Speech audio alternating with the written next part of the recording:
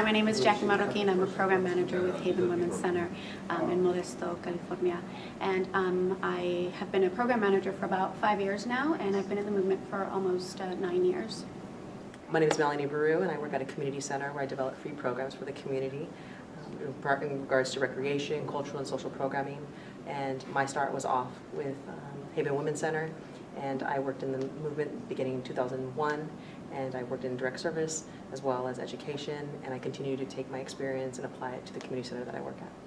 The goal of today's workshop, Understanding Your Leadership Style, was to be able to create or nurture, develop consciousness for the students, to be able to develop consciousness of community and of self, to be able to look at their role in leadership under the context of anti-oppression, to be able to make sure that we learn to live by a different model.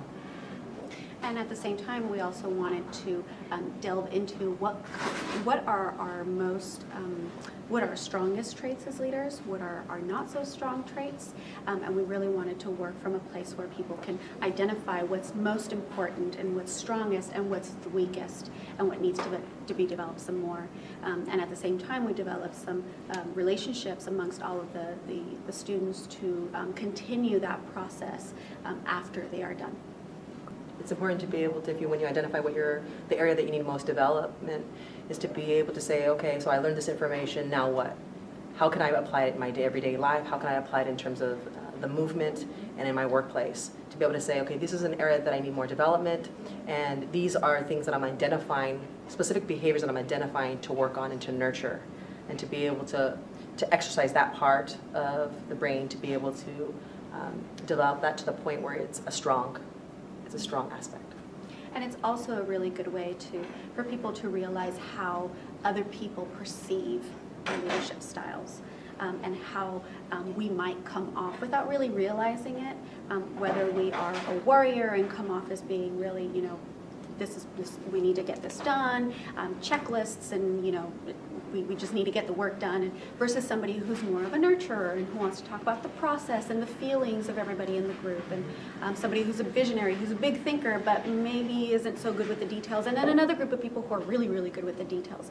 And the whole point is for us to be able to see that in a group setting, this is how we create balance.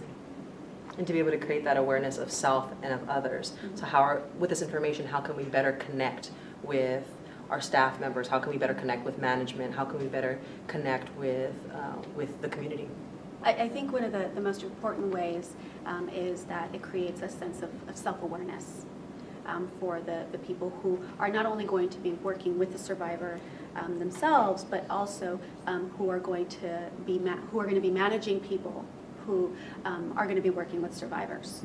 And so that the manager is able to create an environment where they can mentor their staff to provide better services to clients.